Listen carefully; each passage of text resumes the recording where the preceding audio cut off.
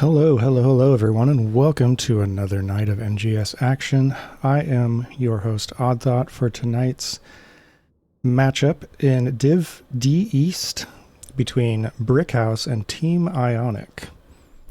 My co-caster, I might have one, Silver Jackal, is not here yet. Hopefully you can get him in for game 2. We'll see what happens. But for now we have his lovely picture, but no voice quite yet. So let's talk about standings real quick. So this is what we're looking at in Division D East. Tonight's matchup, Brickhouse is currently sitting in 6th place with 10 points. Team Ionic just a smidgen behind with 7 points. They're sitting in 8th place. So right on the edge of the playoff bracket. Still a lot of season to go though. But if Team Ionic can pull out a domination, they'll be tied with Brickhouse. So we'll see if that happens. If Brickhouse gets a domination, they'll jump right up to, looks like 2nd place tie with Hello Kitty Action Squad. So lots on the line here as we enter mid-season. We'll talk about maps real quick. Both teams look like they're about ready to go. Let's see. I'm just going to tell them that I'm actually ready. So we'll be going to Barax's Holdout. And that, let's see. Brickhouse won the coin toss. They chose first hero pick.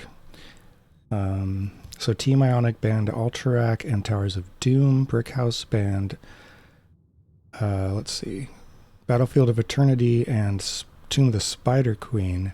And we'll be going to Barax's Holdout any moment now. Countdown is there. Let's get into it. As soon as this game loads, there it is. Alright, welcome to Barax's Holdout. Crazy map, 2-lane map, can be over in a very short amount of time.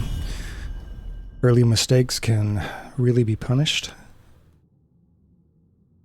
There are a lot of different ways that this map can be played as well. So it's going to be interesting to see what these drafts look like as we get into game number 1 of this best of 3 series. Brickhouse kicking it off with a Sonya ban. Sonya is very much in the meta. Contested in every match, it seems like. Either banned out or with the picks. Malfurion is the response. First ban from Team Ionic. And Kel'Thuzad banned out.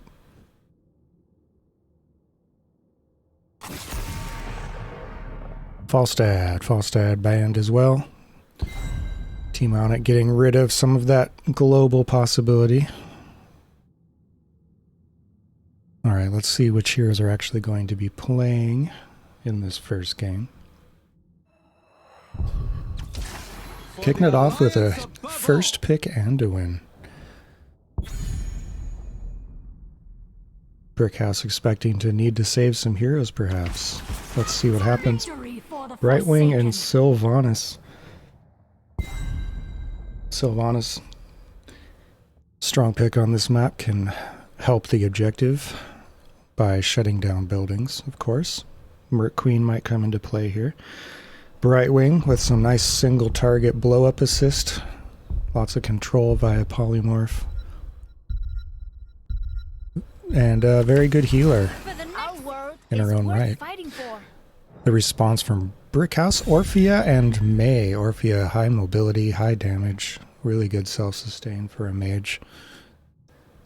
And May has been popping up all over the place in my casts this season. She's doing very well. Lots of control, lots of blinds. Pretty effective 1-2 punch in that rotation. Final ban from Team Ionic is going to be Hanzo, getting rid of some of that poke, some of that objective clear perhaps. There is a boss on this map as well.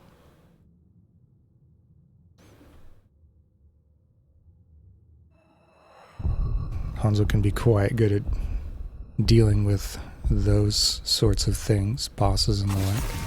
Not this time, Johanna. Your bread and butter frontliner. Removed from possibility of play. Ooh, this draft is just Buzzing right along. A lot of teams like to wait for that countdown to reach 1 before they lock in, but so far we're just zipping through this. Phoenix and ETC out of Team Ionic. Phoenix with Planet Cracker can clear Zerg waves very quickly. ETC, just one of those all-arounder, solid frontline heroes. Gotta watch out for the possibility of Mosh. Final rotation from Brickhouse, Diva, and Tychus. Tychus, one of the better frontline killers in the game, of course, and Diva can be quite good at point control, especially on this map. You have 2 points that are contested, so her Diva Bomb can help seal the deal with those. Also with any kind of boss altercation we might see in this match. Final pick of the game, of Game 1, Varian, taken by Team Ionic. Looks like that could be off-lane Varian.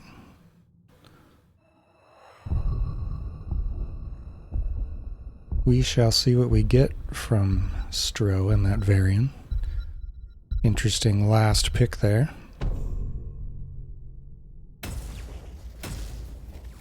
And there you have it. First match has been drafted. Ripper Hots, thanks for watching. In chat, giving a shout out to Team Ionic. Fans are starting to show up just in time as we load into map number 1. Let's look at Silver Jackal again, even though he's not here yet. Alright, so I like both of these drafts. It's going to be interesting to see the value we get out of value we see from Orphea, for example. Facility powering up. Alright, let's go ahead and jump into the game.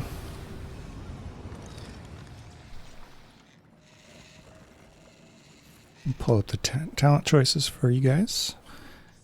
Alright, so in the blue, we have Brickhouse.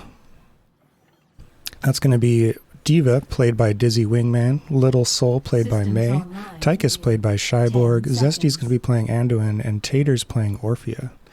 On the other side of the map, in red, Team Ionic, Varian, played by Stro, Brightwing, played by Aura Luna, Ragu is playing ETC, Colovian's playing Sylvanas, and Phoenix will be played by Hexblades.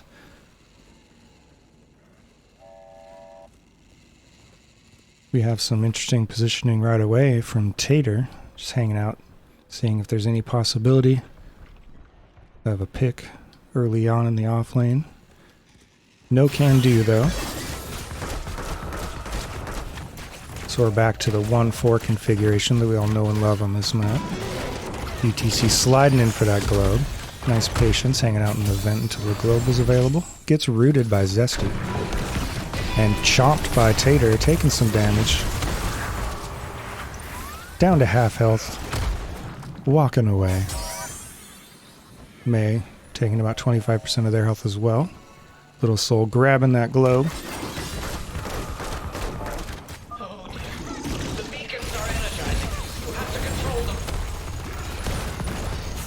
Pretty balanced affair, really, in this bottom lane so far. Orphea's moving out, looking at camps. Yes. So Brickhouse is starting their siege camp. I like that play. It's very fashion forward. Let's take a look at top lane. Stro is going to take a few levels to come online. It's going to be pretty rough early game against Diva. Varian needs that level 4 to really start to become a full-on hero.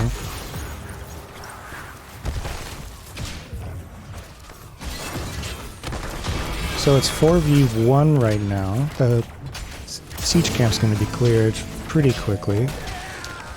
Bottom point is currently red, but Brickhouse has been doing a great job getting this early XP from the 2 Mert camps on their side of the map.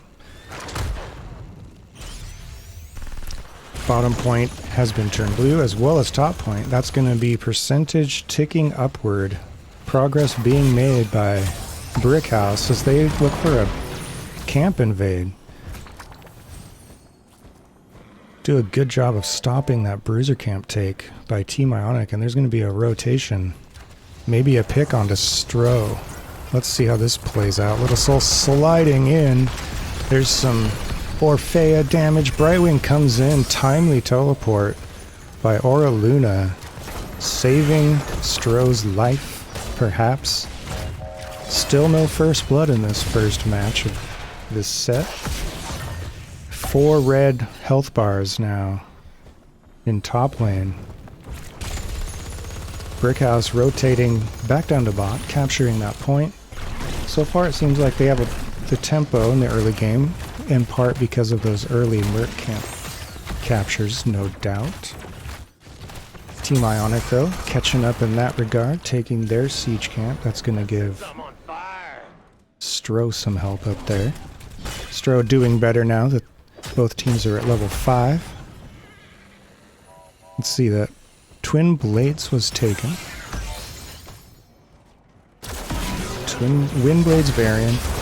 It's a nice engage there, but Mei has plenty of survivability tools. Pops her trait. Oh, and off camera, first blood was achieved. Nice rotation by Brickhouse. Varian got blown up. The Team Ionic takes that opportunity to get some siege done. They move in, take a couple of whacks at that gate structure. Both points, though, have been turned blue again. We're at 48 to 28%. Full-on fight down here. There's a stun on Little Soul, who slides in, sees Colovian as a potential for their assassins, but no follow-up. Too much to deal with in lane at that moment. Looks like Stro is going to try to stop. Nope, not in time, so it's going to be 100% to 18% in favor of Brickhouse for this first Zerg phase. Brickhouse rotates up all 4 of their 4-hero squad top lane, and they're going to get ATC. ATC caught out just a little bit. Could not slide to safety. And that could be a dead fort in the top lane.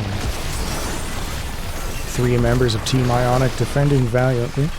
Colovian a little bit low for a hot minute there. There's the root on Phoenix. And that is a dead fort. So first fort destroyed goes to Brickhouse. We're at 2 kills to 0. There's a stun on Diva, who just motors out of there. Stro having to deal with 2 members of Brickhouse. And let's see if Team Ionic pushes forward here. Get some siege done with Sylvanas, some Sylvanas value. Ragu grabbing that globe up there. Varian versus Mei bottom lane, while siege camp is taken by 3 members of Brickhouse. Team Ionic getting a tower down. Getting some of that Sylvanas value, but then chased off by Brickhouse. Brickhouse is a little ahead on XP, 1 level, almost exactly. They're on the road to hitting level 10 first. That can be very key on this match.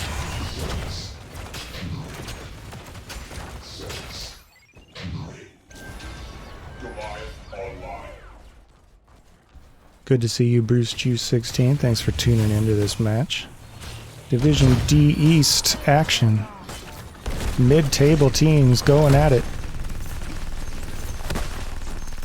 Brickhouse with a fashion-forward move here, taking siege camp on the other side of the map. Stro watches them stream on by, tosses a little ability at them. And now we're going to get a clear from Brickhouse of this camp.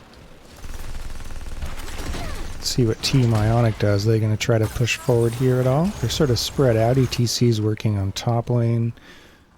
Stro's moving in to take over that solo lane job.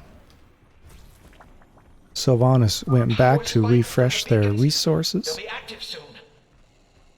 Alright, so the next objective phase coming up in 20 seconds. Brickhouse has 10s. They're sharking around. They want to find somebody, and they do have vision on a couple of folks. Team Ionic players top. There comes the Ice Wall and the Light Bomb. Using the ultimates. There's the Orphea ultimate as well. I like to say Orphea instead of Orphea. It's just more fun. And that's going to unlock the boss for them. That's what Brickhouse seems to think anyway. They're moving at a pretty good clip around this map, getting things done. That's 3 kills to 0 so far for them. Team Ionic just needs that level 10. Will they get it in time to interrupt this boss take? ETC's not going to wait. Ragu slides right on in there. Might pay the price though for that. Little soul sliding in. Ragu is below 200 health at one point. Tychus gets blown up. There's a stage dive. The boss may have been turned blue, but Team Ionic wants some kills. Little soul sliding in, little peel maneuver out of May.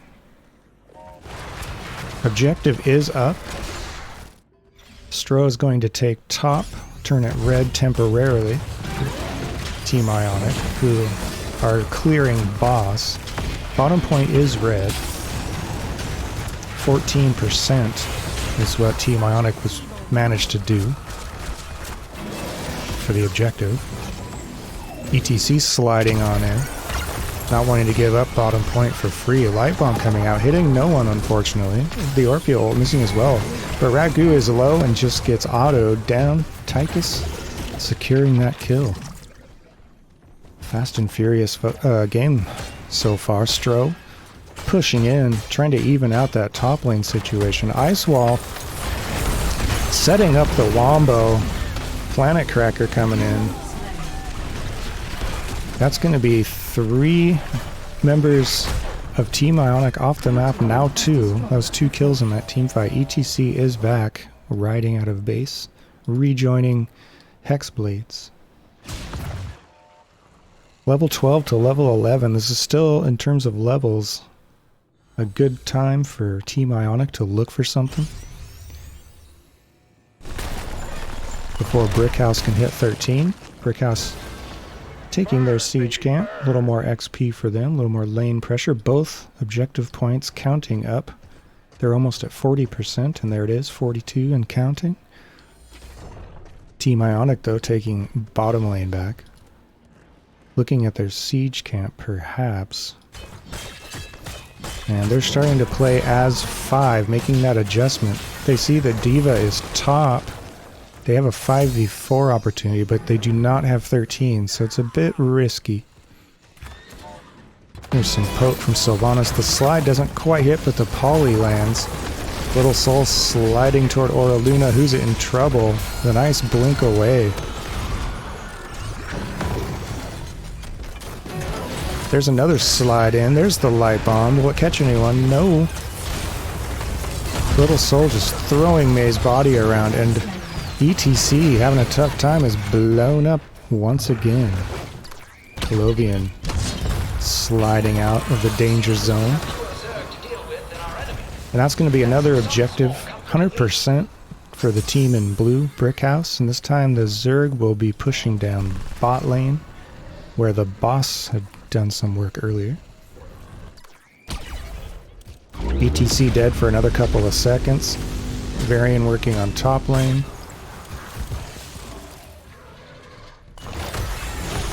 And Brickhouse, they're just going to full-on support this. They smell blood. They're not going to worry about defending the smattering of Zerg pushing top lane. There's an engage from May.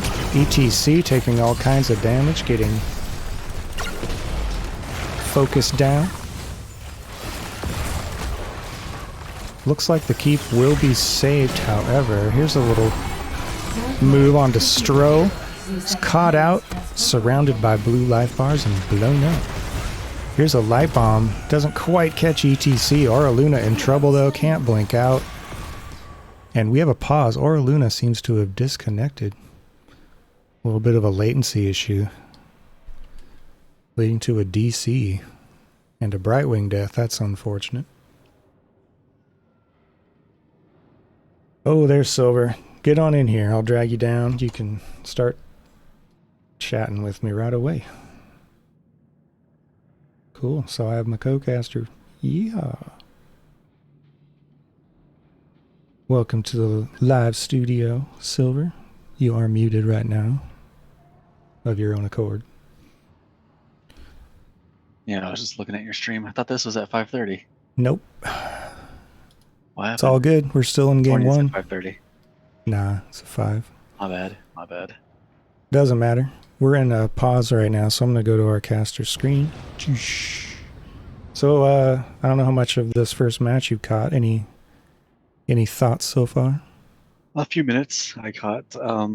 I'm very surprised that the variant went twin blade. Very surprised on that.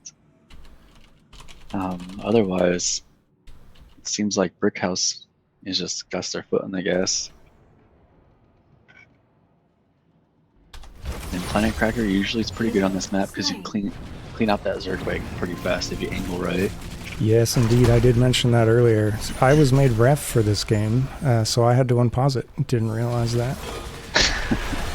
Alright, so this second objective was won by the team in blue, Brickhouse, and that's going to result in a keep take after getting 2 deaths, one of which was DC related, unfortunately. Brightwing is back on the map, though, and ready to go. Welcome back, Aura Luna.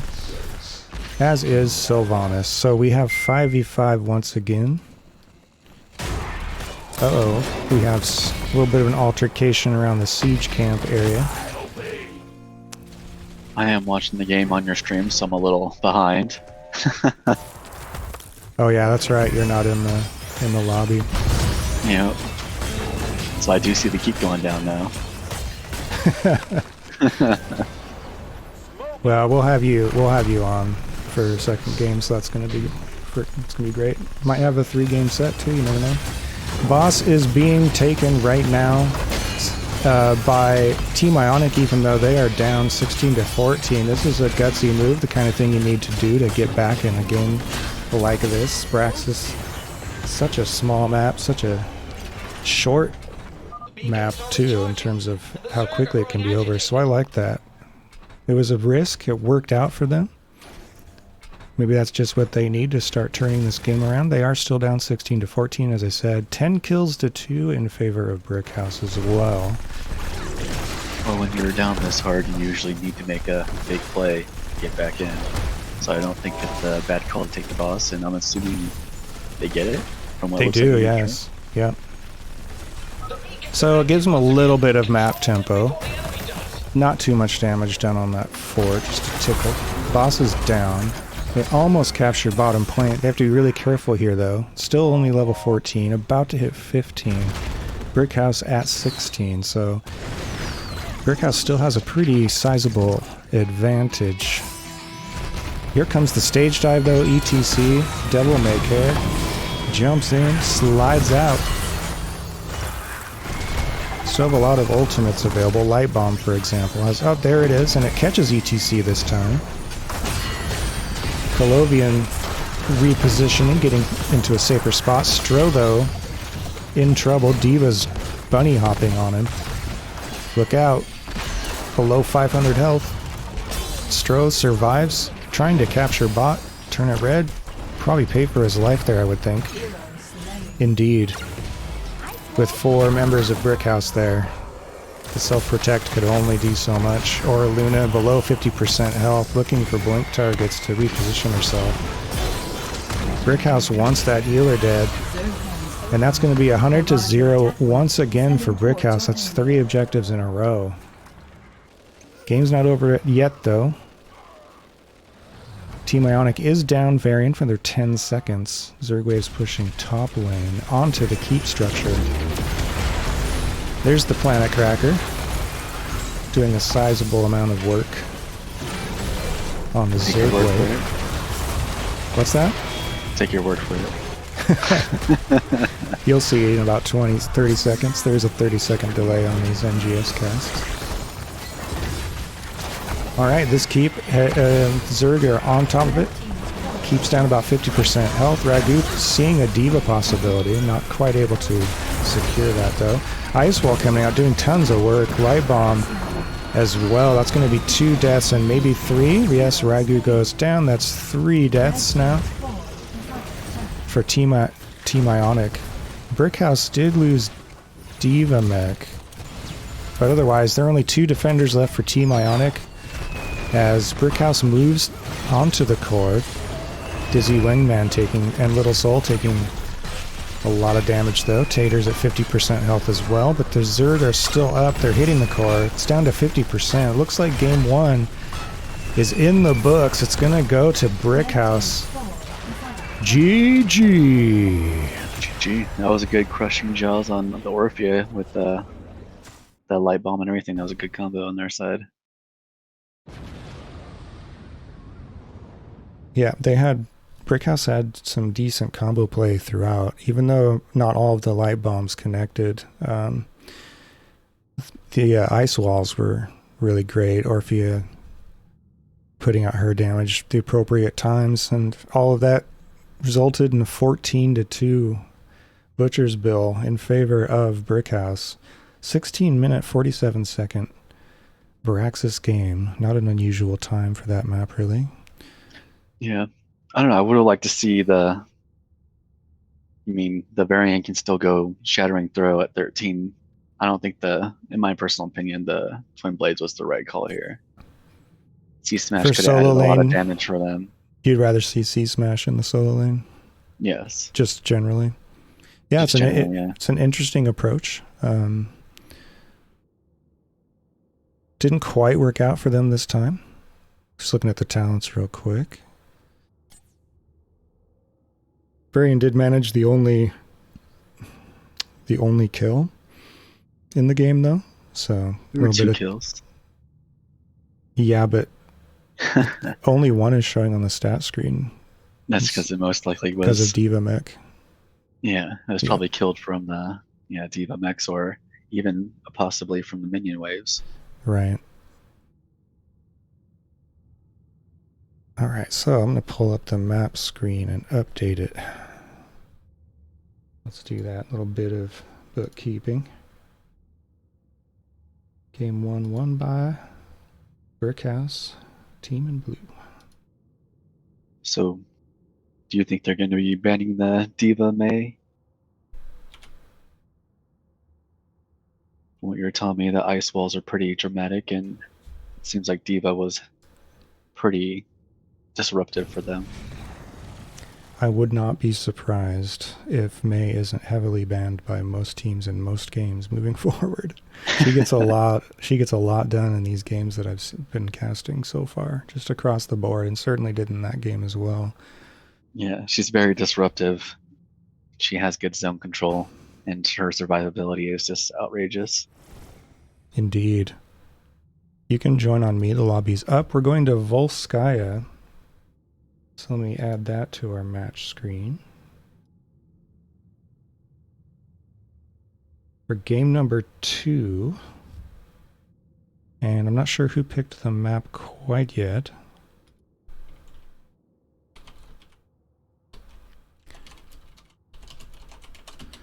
Just asking the teams. Teams haven't yet filled out the lobby, so that gives us some time to chit-chat.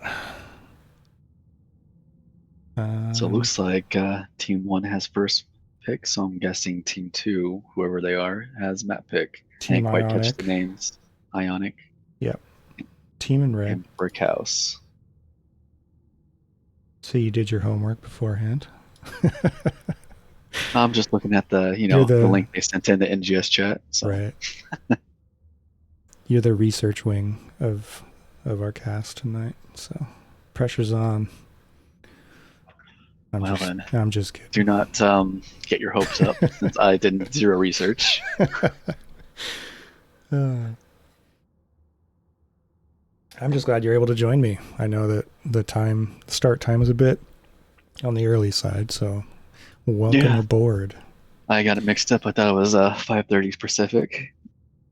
Got back from my mother's house. You know, the obligation of hanging out with your mother at times. Sure was a good time, though. It was worth it. They have a new puppy. Aw, what is it? And A little pit bull mix. She was adorable. Cute.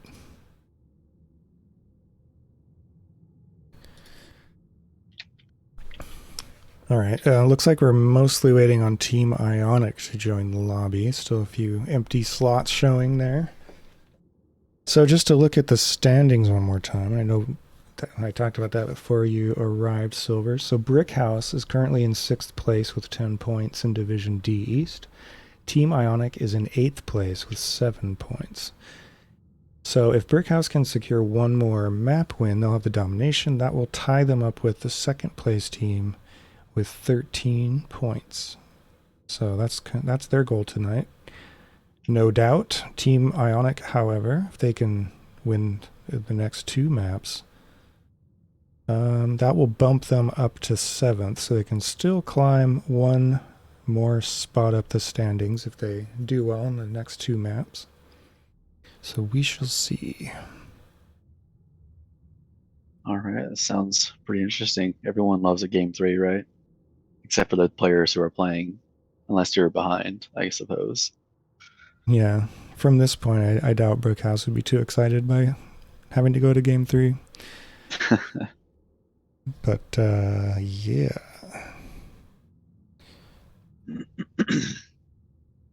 So it looks like you're not referee this time, so I don't have to worry about unpausing. Yeah, I'm going to say spectator is fine. All right, then I'll have to counter that and message them letting them know you definitely want referee. Such a troublemaker. That's what I do best.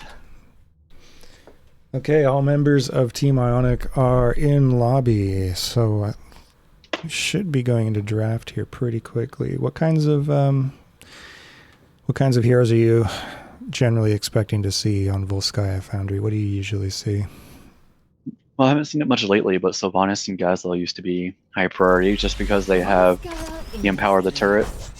Right. Sylvanas was picked last game as well, so we may see that here. right. I would expect to see Chromie Bands, Li Ming. They both are really good at just bombarding that point. Garrosh is really strong on this. I'm not sure if either team plays it. I would expect Mayban. She is very strong on this point as well. She's great at zoning out and controlling points. And so we might see that band out. Right, strong. Yeah, strong in general. So, and from game 1 in particular. So we'll see. Anduin was first picked in game 1, now first banned. So that's an interesting turnaround. He is one of my favorite healers. I know not as much fun for you. There are certain pleasures involved with playing him for sure. Like pulling your teammate into a danger zone. Yeah, that's definitely my style. So first banned from Team Ionic, Malfurion again. That's the same as game 1. Kel'Thuzad was banned out second by Brickhouse last in game 1, and it's the same here as well. And there's the May ban. KTZ, he's actually pretty good in this map. He got a lot of skirmishes going on, so he has a lot of chances to stack. Agreed. And then when you're fighting over that point, it's such a small area. You can really have a big impact there as well. Tychus from game 1 returns. They liked what they saw from Tychus. Yeah, he was tearing up the variant and ETC quite well. Mm-hmm. His grenade build may no longer be broken, but he's still quite strong, as we saw demonstrated. Johanna was banned out in the first game. Makes it through this time. Let's see if they take the Chromie or Ming, or even Sylvanas. No, they invest in healer instead. Or Luna opting for Ana this time over the Brightwing. I'm a fan of Ana, but that's because I play mages and I just love the little boost. Right. Let's see if Nano comes into play, what mage they invest in. Next rotation, Ariel. Healer's chosen early in this draft by both teams. Ariel Diva. Diva can single-handedly secure an objective with the bomb if it's timed just right. Cho'Gall.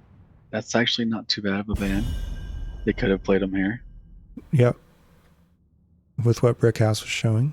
Seems like a reasonable thing to be paranoid about. I wouldn't mind seeing them pick up a Cho'Gall, you know, throw those bombs into the enemy team. It's always a fun thing to do. What are you talking about? They just banned Cho. I'm at Garage, man. Oh, okay. Awesome. I knew I had to clear that up. Okay, Malthael banned out. Alright, I can see him going Garage for sure with that Malthael ban. Well, we saw, what was it, last night? Anna Malthael got some work done. Nano boosted That's Malthael. true. That is true. He is quite dangerous with the Tormented Souls nano boosted. For the Nexus. If I'm not mistaken, that's Orpheus switching sides. It is, and Phoenix reappearing for Team Ionic. So nano boosted Orphea, that could be quite dangerous as well, especially if they get someone locked into a feast. It could be pretty nasty. Rob Lloyd Detroit, welcome to the chat. Giving a shout out, Aura for life. Victory for the Forsaken. With some Aura Luna fans in chat. Sylvanas returning from game 1. And Diablo. A little bit of a tank switcheroo coming out from Brickhouse. I know some folks say this is one of his weaker maps. Just not as many walls, really wide lanes, but I think he still gets some decent value during the objective fights. Those areas are kind of walled in. Mm-hmm. And Sonya, I like to see that one. It's strange to see Sonya make it all the way to last pick. It really is. Especially when she was banned early in game 1, if memory serves. And have you ever seen a nano boosted Sonya? Pretty dangerous. Boy, have I. Yeah. Especially if she has a Wrath on as well. Get your wrath on, Sonya. Alright, so what do you think of the drafts here? Who's going to get your 2 cents or your chip? It looks pretty balanced. I mean, that Sylvanas take is really nice for Brickhouse, but, you know, Orpheus, Sonya, Phoenix on Team Ionic, that's pretty damage. strong, yeah. So, I don't know, it seems pretty balanced to me. We'll see how much value Sylvanas can get from Merc Queen, see if Brickhouse can accessorize enough to get a lot of value out of that. Could be a big deal. Speaking of Brickhouse, how'd you like to announce those players for us? Alright, we got Diva, played by Dizzy Wingman, Tychus with Borg, Tater on Sylvanas, Little Skull on Diablo, and Zesty and Ariel. Alright, and on the red side, Team Ionic, Sonya playing by Stro, Aura Luna played by Anna, Colovian played by playing Orphea. I'm saying that backwards. Ragu playing Johanna, and Hexblades is playing Phoenix. I guess I said it in some cases the heroes are playing the players. Yeah. It goes down I did the that same way thing, don't worry. Ironskin popped right away. Ragu staying healthy. Yeah, blue team's gonna have to play a little safer. That Diablo early game is pretty weak. And early game for red team has a lot of damage already. Team Ionic moving top lane, going after Diva. Sleep Dart going astray. Bottom lane seeing some action. So the two four-man groups moving into different lanes. Two different approaches to the map so far from these teams. Having Diva double soak. Looks like Orphea and Anna are going to the camp. Interesting, I would have expected Phoenix to go there instead. Phoenix is working top lane though. Ragu helping out in that area, slowing Dizzy Wingman's rotations down. It's pretty smart. But the first fortification camp is taken by the red team, Team Ionic, and we may see an invade maybe? No, Colovian was sort of drifting that way. But it looks like the blue fortification camp is going to be taken unmolested by Brickhouse. So showing them taking that hard camp early just gave them free access to the hill camp. Support camp secured by Team Ionic. And they have a turret, so they're a little bit ahead now in terms of accessories. Shyboard carrying a turret around for Brickhouse. We might have a full-on fight here if Little Soul's looking for something. There's a sleep dart, very nicely done there. Ragu gets pushed by Diablo a little bit. Iron Skin is used, and we're still looking for first blood. Both teams, well, now, I was going to say both teams are at 4, but it's not true anymore. Well, we certainly wasn't expecting Sylvanas goes for Unstable Poison instead of the Mercenary Queen. Choosing not to invest in more powerful turrets. We'll see how their build works out. Teams are still doing some rotations. Let's see if there's another fight top, perhaps. Team Ionic moving in to support their hard camp. There's a sleep guard on Diablo and some combo damage as well. Nice pull-in from Johanna. Really good patience to, on Johanna's And they got the turret out. Yeah, for sure. That's a big win. First blood secured by Team Ionic this game. They are not going to just roll over. Looking for that game 3 perhaps. And they're ahead on XP as they have been for most of this game, however slightly.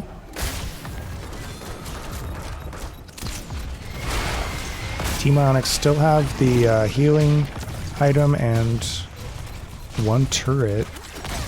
Objective is at 45% for them now. We need to get to 100%, of course, to summon the Tree Glove Protector.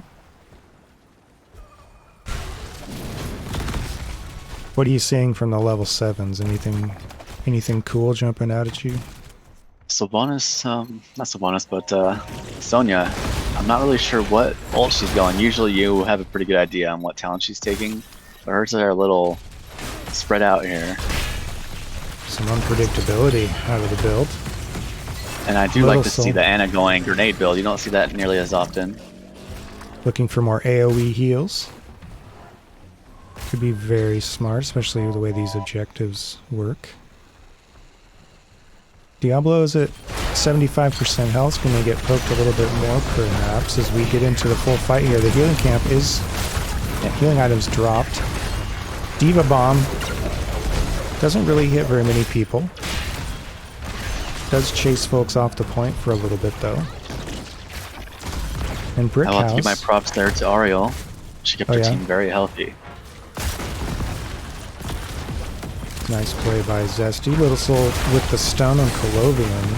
Stro and Ragu moving back in. Or if you're trying to get all that damage out, and it's going to work, but we have 1 death per side. Diva's in baby Diva form right now. Diablo and Sonya both dying in that altercation. 99% for each side, but ultimately the Tree Glove Protector is going to be painted red. We have the tank and the healer in it. It's like they're opting just to go straight for the top well. Yep, sometimes teams will take out the 2 towers in the middle just for that extra XP. But the focus is real. Trying to get to that heal camp, but sippy cup, but they just can't quite get there. The Tree Glove's almost... Power of Tychus. Oof. Sleep Dart out of Aura Luna allows her to get to safety. The Ana grenade was on point. That Diva got 0 healing. That could have been a dicey moment for Aura Luna.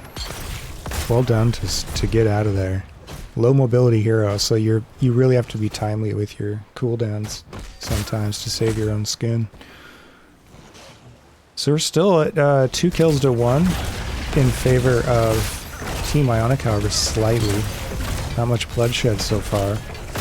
Red team does have level 10s though. We have Leap, I'm a little surprised Nano they didn't Boost. invade. We have Leap, Nano Boost, Eternal, Feast, Blessed Shield, and Planet Cracker. You're expecting an invade over the support camp? The invade of their turret camp because they're 10 to 9. Oh, okay. You want to call out the level 10s for Brickhouse? Yeah, I was waiting for the Ariel, but she's not cooperating. There she goes. So we got Crystal Aegis on Ariel, APOC on Diablo, Wailing Arrow on Sylvanas. We got, the Draken Laser Drill on Tychus, and Diva has the micro missiles. You like the Wailing Arrow pick? I do. It's one of my favorite, although the always for his call Possession one by Mind Control? Sylvanas is actually pretty strong now. Yeah, Mind Control. Yeah, I know our Sylvanas player's been using it a lot lately, getting some decent value out of it. There's a nice engage from Diablo, and Hexblades gets blown up. At least drop the turret. That's all that matters, right?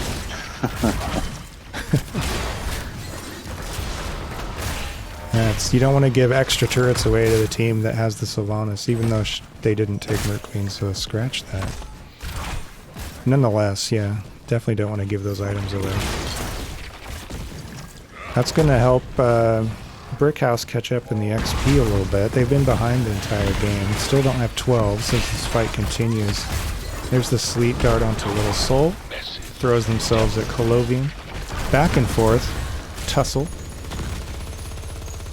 Diablo's a bit low. I'm starting up And so there's a disengage. Just walking away. I'm a little surprised Sonya didn't go straight slam build versus this Diva. I think she'd be having a lot easier of a time if she did. Slam build does seem to be pretty strong right now. Alright, so we have rotations continuing. Diablo all by themselves. Slept, stunned, blinded, blown up. No more souls for him, so that's I would say a big win right before the objective too. Blessed Shield was down for another 45 seconds. Diablo's going to be back up, so trading kind of a long cooldown for that kill, but it will give them some percentage on the objective, so take all those factors into account when you think about the value of that pick in terms of using ults and whatnot.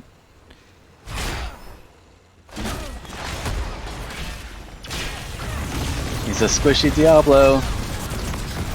Uh-oh, squishier Johanna without Iron Skin though. Wailing Arrow was very nice. Ult's being used really well here to secure kills by both teams. Although not in that case, Orphea's ultimate just hitting twice. So that's not going to be available for another 30 seconds or so. And Brickhouse do have Blessed Shield up when Joe spawns. Yep, so they'll have their premier engage tool available. Bottom lane, we have some activity going on between Dizzy Windman and Stro. Or Luna summons Colovian over. Says, help me get this fortification camp. Stro thinks I would have liked to see him Diva. run straight onto the point to push them off, since they know they did use Wailing Arrow. Alright, so looks like Team Ionic are moving to the objective in force. All 5 of them now here, but it's going to be too late. The Tree Glove is there. Orphea drops her ultimate onto it. That's a tasty little trick. Stro getting the brunt of that Planet Cracker. But it's going to be one kill aside. That's a full Death Timer Diablo kill. By the way, sports fans. That poor Sonya was just stuck in that blade and that laser. Just couldn't get she out of it. Get away from it. Yeah. So she's off the map for another 17 seconds. Tree Glove getting a lot of damage though. Taking a lot of damage, I should say. So far the robots haven't been able to get much done. Both teams on the defensive side of things doing well, limiting the damage of losing the objective.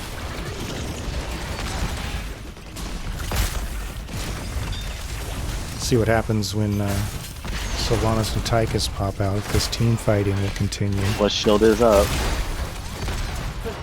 There it is. Leap. Oh, Ariel, that was a good save on herself. Still going down now. Ultimately, three deaths, although one of them is a Diva mech, so really 2. Yeah, Diva was... She got away by the skin of her teeth. Put it nicely, right? And that's going to unlock this middle fort for Team Ionic. Still have the XP lead, although both teams are now at 16. But they've been ahead in XP and in kills all game. They're up 7-4 in kills now. Stro having to walk away under 600 health. But the fort is dead. That's going to be the first building destroyed of the game. Team Ionic moving to the support camp. Both teams have 5 aside on the map again. Fortification camp being taken by Brickhouse. And what's going to happen next? The 2 hard camps are available. Still no Wailing Arrow for the blue side, so I'm not sure they'll want to take a fight quite yet. Although they are pushing bot lane, so they're inviting some kind of a fight via defense. Ragu walking in. Bless Shield, Leap. You see one of them coming out? Yep. Bless Shield as well. Oh. The Leap, the Planet Cracker, the Orphea ultimate. Diablo might be the next one to fall. Not quite blinded, but able to walk away. Phoenix. Stro is low. Hexblade's opting to not use heal until now. Diva Bomb fires off. Turret was dropped as well, so 2 items used. At least 2 items. 3 actually, because the blue turret was dropped. So a lot of resources nice, used there. Combo though with the Planet Cracker, Elite, Bless Shield, Diva, or not Diva, Orphea, Beast. It's pretty nice. Indeed. So move on to top fort now from Team Ionic, wanting to push their advantage. This is a good time for Brickhouse to find a fight though. They're down 1 level, but they want to fight before the team in red. Ooh, there's the Blessed Shield again on Little Soul. They're saying burn the tank down. That silence saved his life, for sure. Not to Zesty mention with the a nice... Aegis. Yeah. I would still say a win for red side. A Bless Shield for 2 ults there. Sonya leaping to safety. Siege camp is now under siege by the red team. They're going to be taking that in short order. Diva's pushing bot, getting some macro value. Joined by 3 of their teammates. Zesty en route. So they're able to kill this well before the objective, which is quite good for them. Nice macro play out of Brickhouse right there. Sonya doing some macro of their own top lane. I believe they're going to want to wait till 20, so they're just... Oh, they're not going to soak. They don't have Sonya either, and they're kind of moving in. It's a really difficult place to team fight. Nice stun from Diablo. Another stun from Ariel. Fortunately, that was a whiffed Bless Shield. Nice ultimate placement out of Colovian there. And top fort was blown up by Sonya. I would like to see Sonya come down now. Yeah, she's while Diva is down, up soaking. Alright, so they do go ahead and just leave. So there's some nice macro work from Stro to pull Diva up, but Diva's actually like, okay, you pulled my attention up here, I'm going to kill your fort. Planet Cracker. Hitting mostly Nano boosted Orphea though. Oh, Zesty gets blown up. Diablo dead for... Just drop a turret and tech, right? Diablo losing some souls there. Tychus falling. That's going to be a dead bottom fort. They certainly seem practiced in this combo with the Leap, Bless Shield, the Planet Cracker. Yeah, they seem a lot more comfortable with this particular toolset than they looked in game 1. Really pulling out all the stops, making sure they can do their best to avoid the domination loss. Or Very Luna interesting. picking up more percentages. Yeah, you don't see very often on Sonya taking a level 20 spear, 50% increased range. Yep, each player has their own style and approach to a hero. It's fun to, it's one reason why it's fun to cast these games. You get to see how other people use the tools at hand. Speaking of which, Tree Glove is a tool that is at hand for Team Ionic. They're marching down bottom lane with it. Heading onto the keep there. The skate structure is going to go down pretty quickly. So a fun thing to note is we have the upgraded Blessed Shield and upgraded Planet Cracker as well. Investing in their combo abilities. Tree Glove is about 30% health. Stasis is used by Zesty. And the turnaround, Phoenix falling off map for 60 seconds. Diablo in trouble though. Out comes the Diva Bomb. It's going to explode in just a second. Orphea dropping her ultimate as well. Colovian getting a little Stro also low.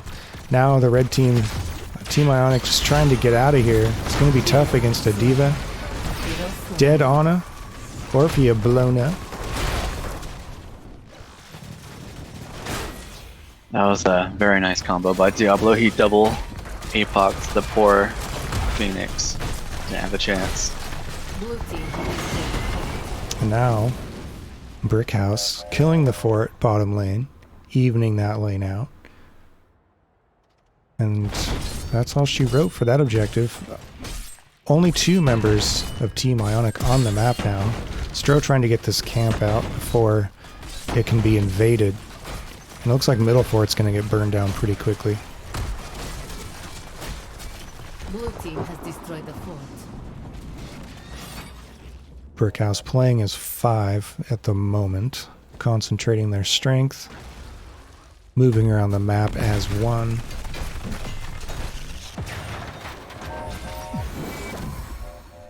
Team Ionic has some nice pressure top lane, but that's going to be alleviated pretty quickly by 3 members of Brickhouse. Zesty and Shyborg starting the siege camp.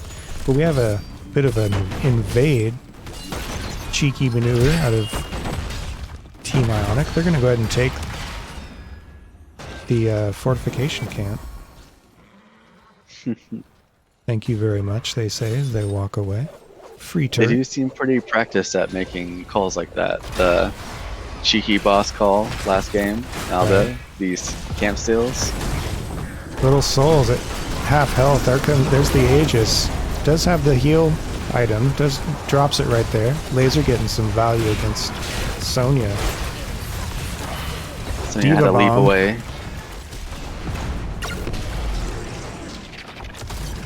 Diva Bomb acted as a bit of a disengage there. And that's 1 kill when all's said and done in favor of Brickhouse. It has seemed that their main goals these fights lately have been just to dive onto that Ana and take it from there, and it seems to be working out for them. Yeah, Ana can have a tough time with that just direct assault that's focused on her.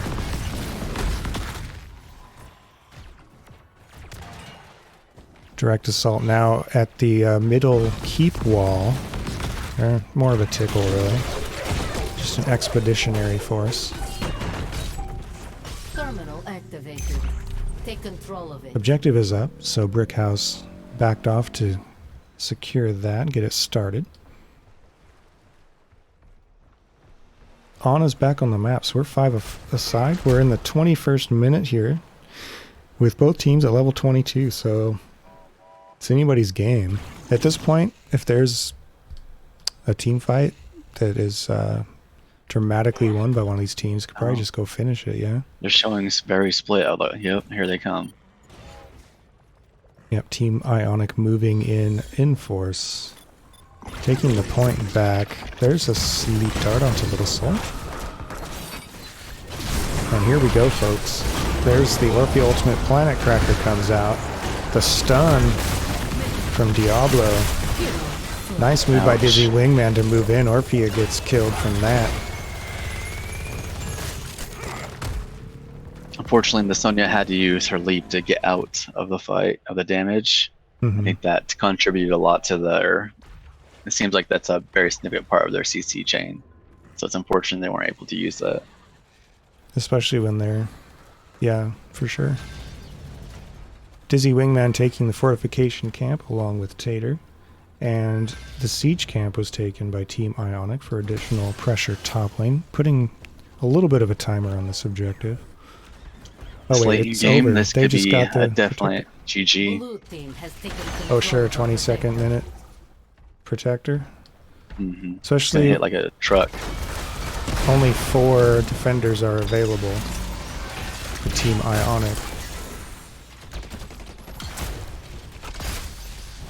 And one of the person they're missing is a big part of their damage. Orphea is Trey. back. Sleep onto Diva. Oh, The leap. And the planet cracker. Ooh, and Sylvanas ragdolled across the screen. Slain. Ario getting blown up as well. It's 2 kills. Keep does fall. But Team Ionic is feeling it right now. This Tree Chase Glove it is down. about to pop 2 heroes out. Has been defeated. that was a Team good use of Ionic- the Diva Bomb. Yeah. Team I would Ionic expect to see them. kind of low, but they're moving from right to left, you were saying? I would expect to see them go top to push with this camp. Looks like that's what they are doing. Yeah, they're moving in. Little Soul has to teleport out. Stro sees it though. That poor laser. They're foregoing the camp right now. They want to get as much siege done as they can while 2 members of Brickhouse are off map, it looks like. Hexblade's taking a objective is ton top. of damage. Ragu moving in, pulling people together, and there's the planet cracker. APOC again to interrupt it. Doing a really good job of that. Stro spinning to escape that time. Baby Diva is out of her mech. And Team Ionic still 5 hero pushing onto this top lane. Opting for the camp now. They want a little more help pushing into this keep. Tychus is dead for another 40 seconds. Are they going to continue the pressure? Looks No. like they're going for a heal camp instead. Taking the foot off the gas a little bit right there. Yeah, a little surprising with the Tychus dead. I think they could have pressured that with the camp to get the keep. But that's Maybe once they get the heal, because they still have 20 seconds, they might still move in there. Not sure. Stro's working on middle lane a little bit. And now looks like they're just going to go just keep shopping, keep accessorizing. Oh, they're talking about an invade? Nope. The other turret was taken. And Team Ionic do have their hard campus up, so that's another option for them. objectives should be spawning again here soon. Unless my math is off. Which it sometimes is. Diva. That was a moving great in. sleep. There's the Aegis on Diva, keeping the mech up. APOC was used. Diva Mech is, lives. yeah, still alive. Ooh. Tychus is a little out there. Uh-oh. I'm getting another terminal. Tychus got the kill on Ana though. And Sonya falls. Got them both.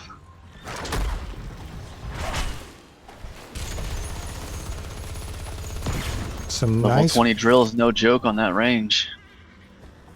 Some nice play there from Brickhouse late in the game. Death timers are over a minute now.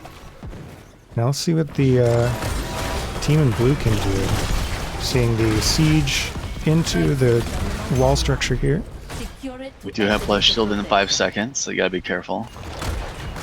Objective is up. Diva is moving onto it, and it looks like Brickhouse are going to back off. Yes. Let's let the map help us win this game. Seems to be the thought there. Team Ionic repairing some lane damage. Waiting for their team to fully manifest on the map. Sonya's down for another 5 seconds. We have a little So they bit of do a have, Bush meta here. yeah, Go they do ahead. have all their ults up, and the blue team does not. So this is a good fight for them to take right now.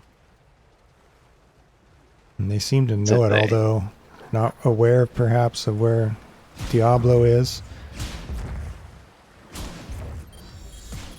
Nothing comes of the vent positioning yet. A lot of patience being shown by Brickhouse, and they see who they want to see, I guess. Little Soul moving in. Phoenix Going after Phoenix. lives. Aegis is used. Orpheus ultimate chomping away. Oh, Diablo destroyed by Planet Cracker. Actually, Ana gets Laser range. Ouch. Ana gets the kill there. Ooh, Ariel's so deep. Ooh, Zesty blown up. That's I mean, 2 kills to 1, although Diablo is back up already. meanwhile, bottom keep goes down to the turret pressure, or the catapult pressure, I meant. And the objective, 90% now for Team Ionic, 81% for Brickhouse. Sonya has to go back to clear out some catapults, but the Tree Glove Protector in the 28th minute of this epic struggle taken by Team Ionic. They are moving toward, I think they'll go middle lane, or are they just going to go bot and skip the structures? I would just go bot. It has Yeah. 45,000 HP. It hits for 710 damage per hit, so it's quite nasty. Well, Sonya this does is- have leap, so they could get something here. Stro moving in, getting things started. Johanna's still back in base, having to make their way forward. Just right click core, right? That's all they need. Yeah, Just kill that Tychus. Don't that's let going them to burn go it. down really There you go. fast. We're looking at a game 3 here as Team Ionic is on core with the Tree Glove. Tree Glove is just below 50% health. The core is at 12, 7, 2. GG. GG. We're going to game 3, folks. Team Gotta honor Ionic the with the Sonya win. sacrifice.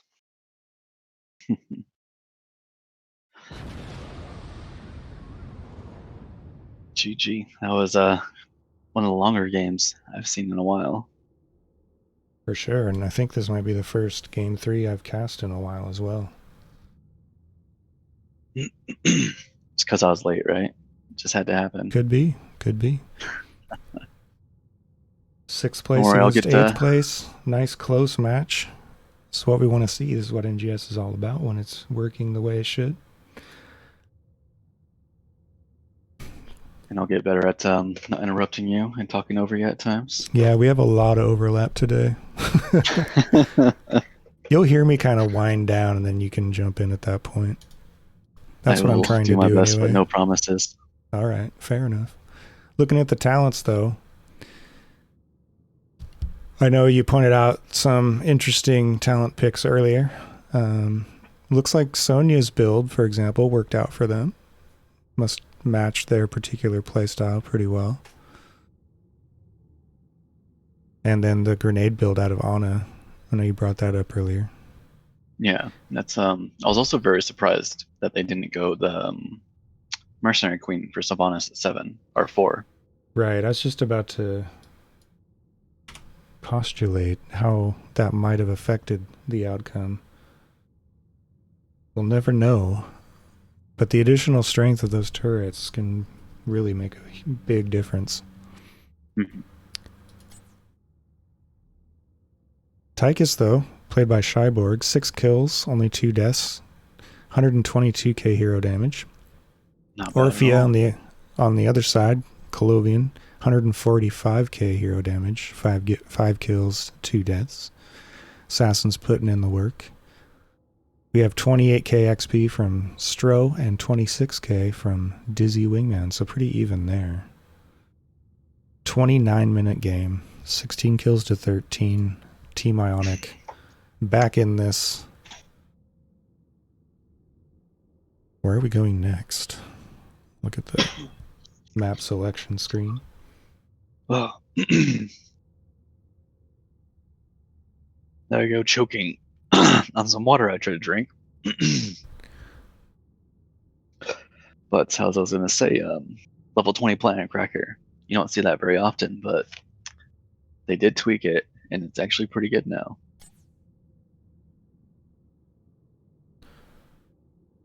The width is increased by 100% over 1.5 seconds, and then the passive, you reduce Planet Cracker's cooldown by 40 seconds. Yeah. Does Pretty make it solid. viable. Level 20 Planet Cracker will just completely wipe out a Zerg wave without any issues. And most of the enemy team heroes, right? If they're locked into it. Yeah, there were a couple of times in these first two games where like Sonya, for example, just couldn't get out of it. Just gets melted. Well, she was dying due to the laser, which you don't see very often either from a Tychus. Yeah. But level 20 on that as well, the range is pretty intense, and the damage just gets more devastating the longer you're being hit by that thing. Indeed. Failed to mention, for game 2, Zesty and Aura Luna on the two healers, both healing 101k damage each. So, it doesn't get any closer than that, folks. Very nice. Ana with 3 kills in that last match, Ariel with 2. I did see Ariel going out of her way several times just to go ahead and auto attack people. It was quite entertaining to watch. Yeah, I've played with some folks who play on a more like assassin mentality, especially when you're trying to get stacks with her level 1 talent. Yeah, If you I've go that way. actually seen her played in solo lane a couple times, and it's very entertaining to watch, especially since she actually can do quite the job once she gets sacked. Yeah, we like to see the healers getting in there with on the kill column. Stealing some kills, perhaps. Yeah, that's your favorite thing to do as a Karazim, right?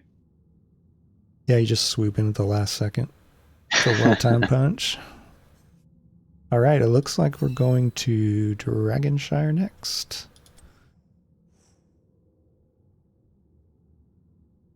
Let me update our map screen.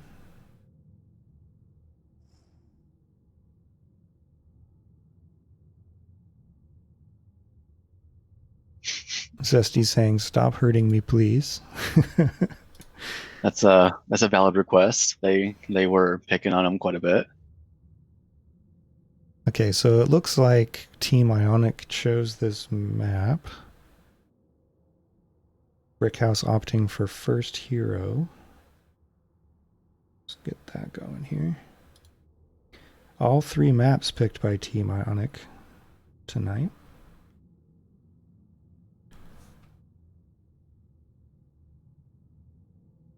So we have Braxis, and then we go to Volskaya, and now D-Shire. So it looks like they like point control maps.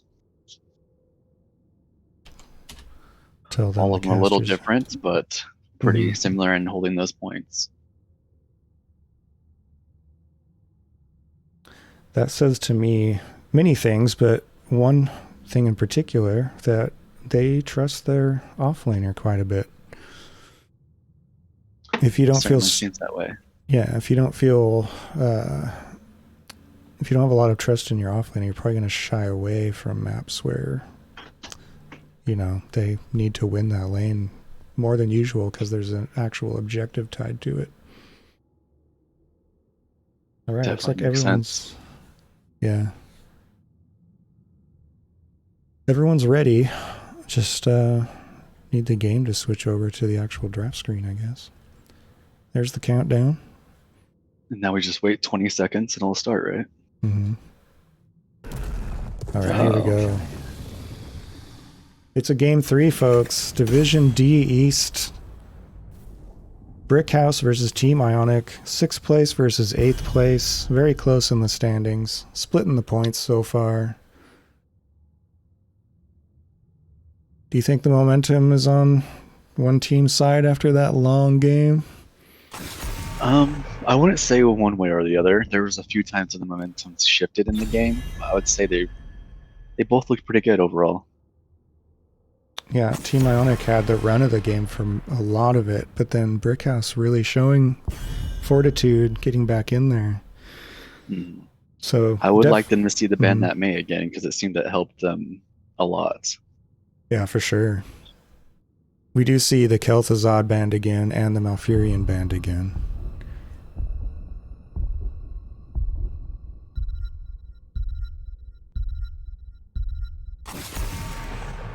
Ooh, respect ban. Sonya's such a troublemaker on so many fronts. Very strong in the top lane on this map as well, and there's the Mei ban. So I think that's smart. I agree with you. I think it did make a really noticeable impact in game 2 when she was absent from the lineup. Orphea, first pick. Well, I don't know if you didn't notice this time, but you said last game, first game, Anduin, first banned, or first picked, game 2, first banned, and he's still open now. Yeah, let's see if Brickhouse picks him up. No, there's the deny. Aura Luna playing 3 different healers tonight, showing the range. Johanna picked up. What can we say about Johanna that hasn't been said already? Hard to go wrong with that draft pick in most cases. Well, we got 2 blondes on the same team, right? So that's some synergy going on so far. Automatic Skinergy. Ana switching sides. And Tassadar. Yeah, I'm not sure if you noticed, but in the chat before the game started, they were talking about how they stole the Anna from them. Uh-huh. So now switch sides, Orphea Anna on the other team. Some interesting mind games going on, some switcheroos. There's the Cho ban. 2 games in a row. I don't mind it. I don't mind the Cho ban at all. No, I don't even care what the other team's showing. If I see a Cho ban, I'll be like, good on you. Just get rid of it. So interesting though, we got a double mage comp so far. 2 targets for nano boost. Mm-hmm. Looking for high bursts of damage. D.Va getting a lot of value in this series, so it seems like a really smart ban from Brickhouse. I believe it was Brickhouse that played D.Va both games. Well said, actually. So they just don't want her to defect. Ooh, spicy. Kerrigan Li Ming. Talk about blow up. Single target blow up with a reset. I some would not squishy hate mages. seeing main tank Uther here to help counter that Kerrigan. Oh yeah, so you're saying more CC from Brickhouse would be good here. Yes. Yeah. ETC can work, but gotta help out that Tassadar. Not a lot of extra CC. Garrosh is a nice zoning force, though. Wonder what our offlane matchup is going to be. D.Va, Sonya both out of the game. Brickhouse saying, we're running Leoric, what are you going to do? Stro thinking about it. Malthael was banned in a prior game. It's going to be Thrall, though. Thrall Leoric. What do you think of that matchup? I think Thrall does very well as long as he dodges that spooky hand. He pretty much dominates it. His wave clear is not as strong, but he can bully a lot harder. I wonder what we're going to see for early Merc camp play. Brickhouse on Braxis did a really good job of winning early game tempo by taking both camps like as soon as they spawned. They really emphasized that. So I wonder if we'll see a similar move up to their hard camp early on this map. Can make the difference in terms of top lane tempo for sure. That would definitely help out a lot because the Thrall will struggle a lot to clear that lane, and their wave clear on the side of red team. I'm not sure what their name was. It was Magnetic? No, Team Ionic. Heroes, Ionic. prepare for Their wave combat. clear is not that amazing. They have, Joe can help slump them in a bit, but their wave clear is not that great. And on the side of Brickhouse, their wave clear is quite amazing. All right. Call out Brickhouse for us if you would. Be so kind. All right, we Now have commencing Dizzy in Wingman on 10 Leoric, seconds. Little Soul on Garrosh, the one I can't say, Shayborg on 5, Tassadar, 4, Tater and Orphea, 3, and Zesty on 2, Anna. 1. All right. And for Team Ionic in the red, we have Anduin played by Earl Luna, Stroh's playing Thrall, Colovian playing Liming, Hexblades on Kerrigan, and Ragu playing Johanna. 5v4 in the middle. Leoric heading top right away. Dizzy Wingman doesn't want to lose a single bit of that XP up there. Just sleep onto Ragu. Some Tassadar damage thrown around. Bottom lane has crashed together. And Ionic are moving down to start working on that lane. That was a good dismount by Joe, just throwing her shield glare behind her. Root onto Garrosh leads to more damage. But that just gives Garrosh more armor. See how these teams navigate the triangle. If you have Ionic bullying it, but it looks like they're going to try a double soak again like they did with the Diva earlier last game. Prove it. Take control of the shrines. Camp play starting to come into focus. Siege camp is being worked on by both teams. And here's where I wonder if Brickhouse is going to move up to their hard camp. As they did on Braxis. No, they're not prioritizing that as much this time around. They opt not to invade. They do see a Johanna they could get some damage onto. Iron Skin prevents all that though. And bottom point is turned blue. Oh, Oh, here we go. Some early merc play. the neutral camp. Bruiser camp started by They did Brickhouse. sniff it out. Ragu moving on in. Iron Skin already used. Just gonna The throw root- her. The fight continues. Not quite taken by Brickhouse, and there it is. So they're going to have some spell armor to work with in the bottom lane. Doesn't look like they're gonna push with it though. Yeah, content to take the point. Push the lane a little bit. Doesn't look Meanwhile- like they're too worried about getting Dragon early. They just want the double soak and get that advantage. Right, maybe get a little bit of siege done down there. Leoric's working the mid lane. Stroh's moving down to catch that soak. Top is red right now.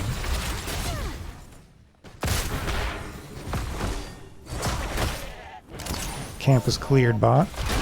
Just a little bit of damage done on one of the towers. And Team Ionic is going to regain control of bot. The top point has been turned blue by Dizzy Wingman. And we're seeing that Bruiser camp taken by Brickhouse. Doesn't seem to be their playstyle. Get a double soaker so they can get the camps easier.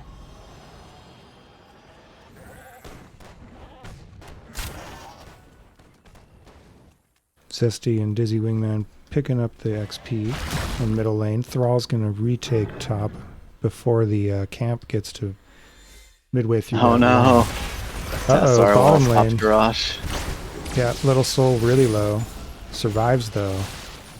Dragon's available for Team Ionic right now. Or Luna's a little low on mana.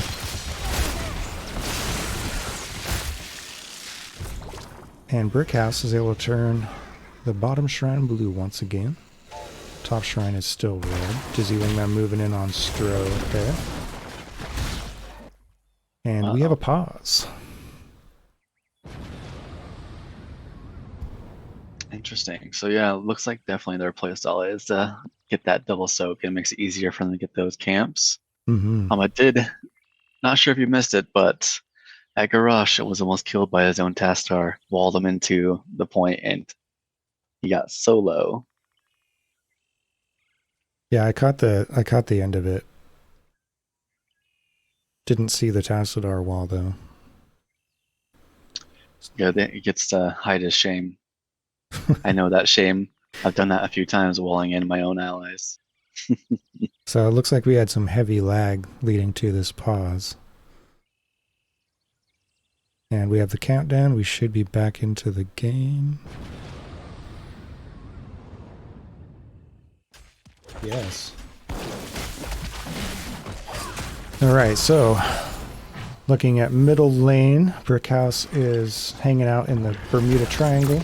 There's a sleep dart on Johanna. Iron Skin was available. I Anduin would have goes liked back to to see core. that Tastar not wake her up. It looks like the Garrosh was looking for a throw, and he accidentally woke her up, probably. Alright, both siege camps being taken. Brickhouse a little bit ahead on that. Oh no, Spooky Hand missed. He's gonna have to leave. Yep. So Stroh's going to retake top, so we're just exchanging shrines right now. Another possible team fight situation brewing bottom lane. Orphea is middle, gathering that XP. So it was 4v3 for a little while for Team Ionic. Both teams at level 8. Brickhouse ahead though, they're going to hit 9 here pretty soon.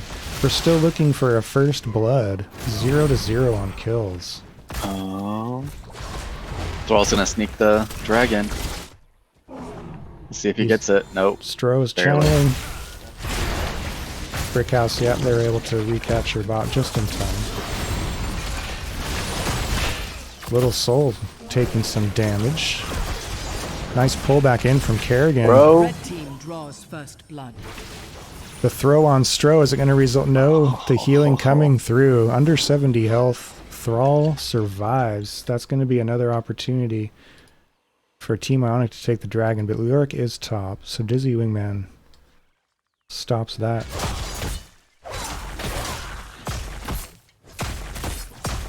And two members of Team Ionic are going to start the Bruiser camp. Olivian and Stroh starting that. Alright, so we do have level 10s for Brickhouse. We got Entomb. We got Warlord's Challenge, Black Hole, Eternal Feast, and Nano Boost. So they're looking to entomb into a taunt Black Hole Feast with a Nano. So that's looking pretty nasty. And level 10s are going to be level 10's going to be attained by Team Ionic here. Yep, just now. Dragon is available for the blue team.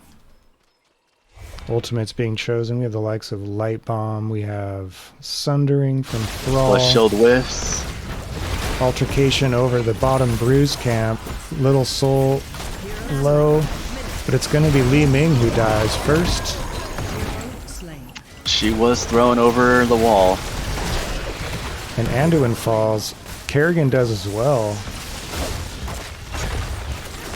Maybe 4 deaths? Yes, that's going to be a 4-kill altercation. Brickhouse up 4-1 in kills now. That fight going their way for sure. Plus they have this camp pushing bot. It's going to be a dead bottom fort most likely. Li Ming and Anduin heading back to bottom lane to try to do something to stop this damage. It's unfortunate. They chased the Anna kill, missed the Blessed Shield, missed a couple ults, and ended up getting collapsed on. Siege camp just popped up on the right side of the map. No invade from Brickhouse. They're going to work on their own siege camp. So teams are going to trade siege camps, it looks like. Leoric looking to retake top. Stroh is under 50% health. Healing up off that wave, though. Yeah, maybe Nerves got a little bit of them, Team Ionic, during that team fight. It can be rather draining to play a 30-minute game, especially when you're trying to extend a series. Uh-oh. Stroh now. Two Oh my members. goodness. Oh, there's the taunt. Two more. There's 4. All 5 members of Brickhouse going up to secure the point and the kill. Thrall is dead for 20 seconds. Meanwhile, though, they're getting a lot of value mid and bottom. Trading a hero death for some permanent siege damage. That does not get healed up. Yeah, that's going to be a middle and bottom gate structure down for Team Ionic. So we're exchanging forts now because top fort did fall. Brickhouse pushing across the Bridge of Death. Oh, bless shield. Bottom lane continues to look favorable for Team Ionic. They're going to kill that fort. They're going for keep. Yeah, Ionic's going to have to get back there. Oh, maybe not. Brickhouse pushed up to the gate, took that down with the towers, and that was as much as they wanted. And now it's a 4v3 here mid. Sleep dart on Johanna. Is something going to come from that? Nope. Some Tassadar damage thrown around. The Orc is now bottom lane, cleaning up that mess. Another sleep dart on Johanna. That's got to be frustrating. Well done by Zesty, controlling the opposing tank. Both of these siege camps will be up in 50 seconds. Is this the Entomb? There's the Blessed Shield. There's the Orphea Chomp. Oh no. Oh, the Humanity. 3 heroes down. 2 of them are red. Aura Luna, 50%, is able to walk away. But Thrall and Li Ming are going to be off the map for another 15 seconds and change. Leoric dead for 20. Here's the question. Do they go bottom keep or mid fort with this? We'll see. Tater's channeling. That's the first dragon of the game in the 10th minute. Looks like middle. That's easy experience. I like that call. Let's see if they continue in mid. Yes, they are. They're going to move on to that fort there. Open the map up a little more. Will they switch to bot after this? 5 hero defense is in place from Team Ionic. Out comes the Entomb, catching nobody. Dragon Knight, 50% health. Both these towers will probably fall. Oh man, that Garrosh is just so stun locked. That's a 3-person stun from Light Bomb. Garrosh blown up on a following. Oh, that black hole. Hero slain. Hero slain. Woo, that's a 2 for 2. Hexblade's going down. Thrall's dead. Johanna's dead. Tassadar's dead. Can Colovian get out of here? Aura Luna's there with the pole and ends the bloodshed with that. Whew. Yeah, that poor Garrosh. I don't know if you saw that, but Bless Shield hit him, and then Kerrigan stun hit him, and then Light Bomb hit him. He was just not going anywhere. Not allowed to play your hero when hard CC's chained effectively like we saw there. That can be frustrating. You just sit there all with know the feeling. hands off keyboard. Like, fine, just kill me. Yeah. Siege camp tickled a little bit by Brickhouse. Ragu and company respond. Looks like they're going to secure that. Hexblade's also there. Thrall sneaking around. Cheeky. Top lane. Free top fort. That'll even out top lane anyway. Some damage being thrown out at Dizzy Wingman in the middle.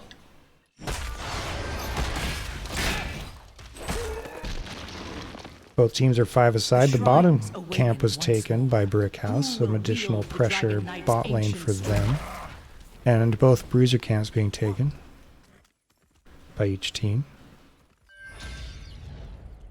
Brickhouse, they're still working on theirs, but we're not going to see any kind of invade or anything. That would be a bit wacky. Level 18 for Brickhouse, level 17 for Team Ionic. 10 kills to 5. Oh, Thrall. Favor, look out, there's a pick on Thrall. a very timely pick. The objective just came up. They're sharking around for that, waiting for him to be by himself. Yep, they were looking for it. They found it. Top point is going to be theirs. Team Ionic has control of bottom. Only Leoric is there to kind of, well, offer himself as a target, really, for a lot of their abilities. Takes some free damage and slithers away. Garage way ahead of the team. Here comes the taunt. Oh, Hexblades is found in the triangle. Uses her stasis to escape some damage, but ultimately is blown up. Big light bomb, though. Oh, the pull into the entomb with the black hole. Ouch. The drama. That's 3 dead members of Team Ionic having to sit and watch as Colovian tries to survive. Dizzy Wingman's on the case, though. There's the slow. But Li Ming's going to get away. But the dragon is going to be blue for the second time this game. That Li Ming level 1 doing some work to help her live.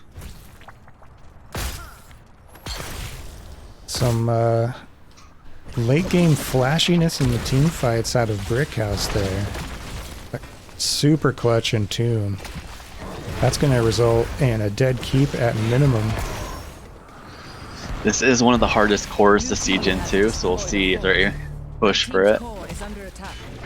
Team Ionic will have all 5 members up in just a few seconds if they can hold out. So it does not look like they're going for a core. Yeah, Brickhouse knows all 5 are up. Ooh, there's a throw onto Li Ming. That is and choice. Silence and Tomb. Oof. But and there's a stun and a blow up. The core. Yeah. Dragon Knight explodes. We're 4v3 right now.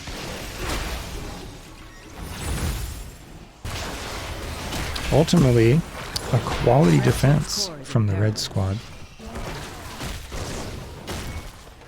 But they're down to 1 keep. Our camp. Oh, yeah.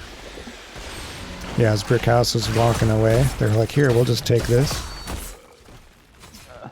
No, they're doing their own though. camp is a little risky with having 2 down. They knew they had the task wall, though. And Leo to help keep them slow and vision on them. Minimizing the damage from that team fight that didn't go their way.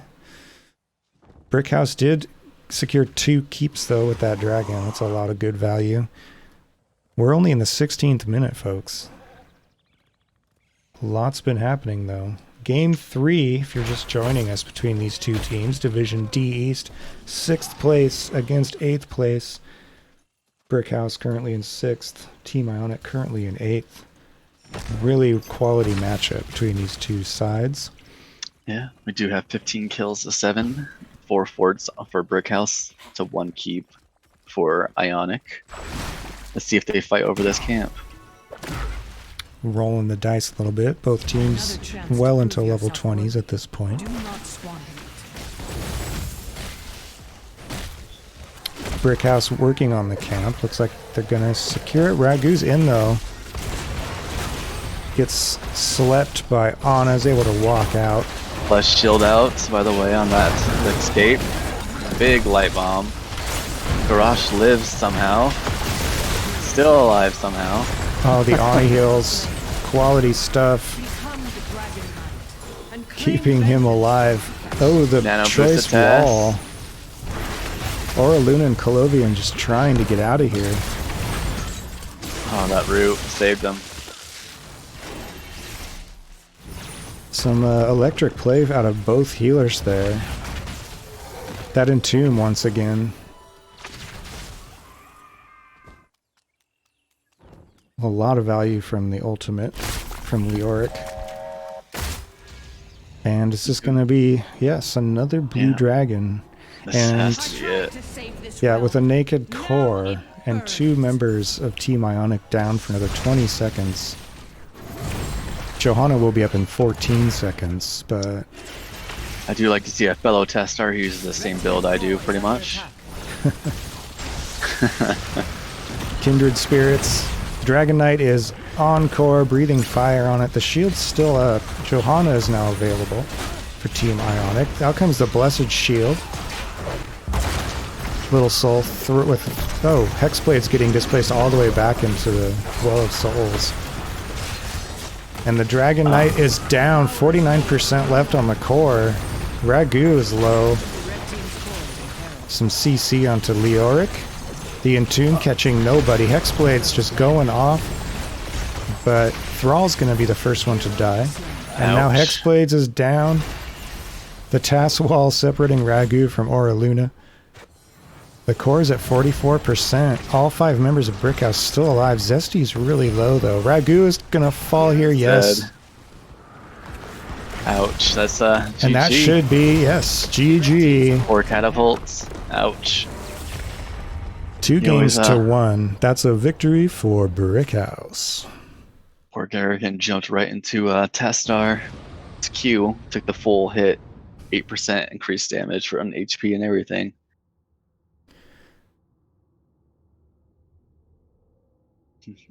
All right, looking at the stats, the Orphea game out of Tater, 13 kills, 0 deaths. That's quite a line. 7 assists as well. So Tater involved in all 20 of Brickhouse's kills.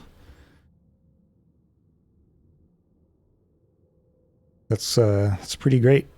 Ana with 57k healing, Anduin with 51k, some even play out of both healers again.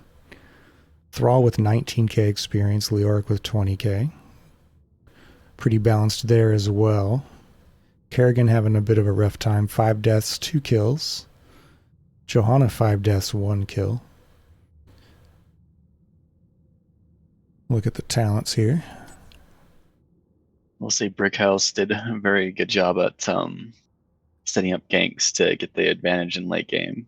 That Thrall pick was pretty major for them. Yeah, they had a couple of those, didn't they? And it really made it tough for Team Ionic to sustain any kind of tempo. Just updating our screen here. I'm going to see if we can get an interview with Brickhouse. See anything else in the talents while I'm setting that up? Not really. Everything's pretty similar to what I'm used to seeing. You see the Ana going to sleep darts at 1-4, usually pretty common. Mm-hmm. Ming going a very similar build that I usually go, except for level 1, I usually go power hungry. And when going my favorite build for him.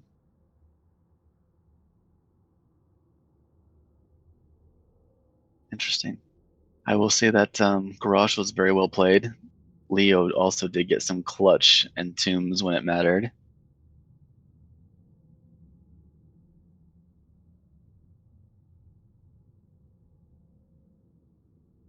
Well, let's jump into one of the NGS chat rooms and see what we can get going here for a post game. Alrighty. Go to lobby 2, I guess.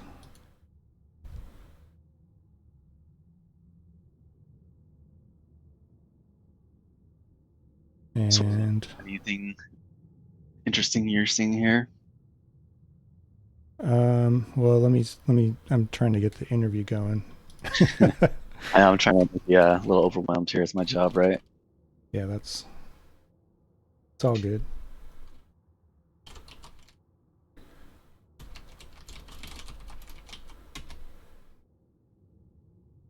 I'm looking at the captain's list.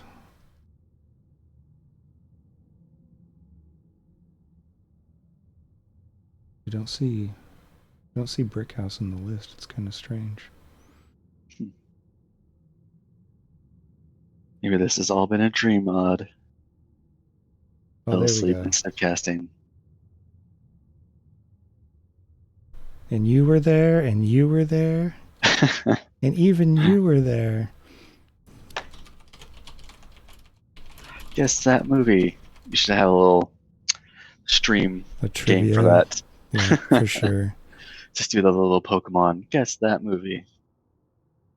All right, I reached out to Dizzy Wingman, so let's see if someone pops in here. If not, then we'll just go into our Outro subroutine. Oh, here we go. Two Hello. members. Hey, Welcome, welcome. Hamburglar and Dizzy Wingman. Hamburglar. Sorry, I'm zesty. There you go. Yeah, it's confusing. I don't know Right. how to change it. That's fine. So, first of all, welcome aboard and congratulations on the 2-1 victory in this epic set. How are you feeling after that? Whew, just trying to catch our breath. That was a really intense couple of matches. Yeah, adrenaline's definitely pumping. So, very happy with the win, though. These guys were very tough opponents, and they were great games. Yeah, let's just get into those games, I guess. Braxis, first of all. One thing that jumped out at me right away was your tactic with the mercenary camps. Not every team takes those camps right when they spawn, as often is done on other maps, right? But you were right on top of that. And I wonder if you could comment on your approach to that map generally, if you were able to play it the way that you wanted. Yeah, have at it. Yeah, so our tank, the shot caller, is really good at calling camps right as they came up. We knew that they had strong team focus, and we thought that if the solo lane could hold off on top, that we would just want to kind of split the mercs to try to spread their attention and kind of force them off the point. So that was our goal there, and it worked out pretty well that first round. Yeah, especially on Braxis, which can end really quickly. Just to get that much tempo early game seemed to work out really well for you guys. Yeah, we were able to push that. That's what we were hoping for. Yeah, especially just since it was a 2-lane map, we didn't have to worry about the double soaking, and so it made us able to move around a bit more. Ultimately, we were surprised by that boss sneak that they had. Right. Mm-hmm. That was Really clutch on caught our us side. off guard. Yeah, that really took us off guard for sure. Yeah, that was quite nice from them, because when you're behind like that on Braxis especially, just because it can end so quickly, you got to make those kinds of moves. But you responded to it well and just kind of kept your steamroll going after that, it seemed like. Yeah, and I think a big part of that first game too was I picked the Anduin away from them because that's sort of we realized that was one of their stronger healers, and they sort of build a lot of combos around using Anduin, and the fact that we were able to take that away and give ourselves as many chances to sort of boost our own strategy made that map a lot easier in terms of macro. Yeah, there was a lot of hero swapping throughout this set. I wonder if you wanted to say a couple words about that. Like, was that expected? I know most teams do a lot of research in NGS, so there must have been some of that in play. I wonder just if you want to talk about the back and forth of these heroes, switching sides a lot, and how you kind of navigated that. Yeah, for sure. We knew that their and you have to forgive me. I don't have the list of their names up right now, but their player that plays the Orphea was really good. We knew that they wanted to focus the Anduin and Joe combo, and we know that their solo laner is really good with Sonya. So there was too much for us to ban, and so we were trying to kind of prioritize our comp in ways that we could ban what we wanted, target what we wanted on the map, but still be able to prevent them from playing their game while playing ours. And I was surprised in that second game when they picked the Ana, because that is one of my strongest healers, and I was happy to have it. And we sort of made the decision in game 3 to let them have the Anduin so that we could get the Ana. Okay. And that was, but it was a bit of a game 2 for them to take that away from us. Yeah, that very much caught us off guard. Well, moving into game 2, Silverjackal, if you want to jump in here with any questions you had about that epic game 2. Yeah, I was very surprised to see Sylvanas not go Mercenary Queen there. Was that planned, or was that a misclick? Yeah, no, I think that was planned. So that's Tater playing on Sylvanas there, and I think that we were trying to focus more on the team fight as opposed to the mercenary queen, and so that was our thought there. Gotcha. Yeah, and the second map we did try to cater everything to a much more of a team fight comp, which is how I ended up with the Oriole. We did want the Cho'Gall, but they did ban that out with their second round of bans, and so we sort of had to struggle and put together something otherwise. But the goal was to do more of a team fight oriented rather than a macro stage on game 2.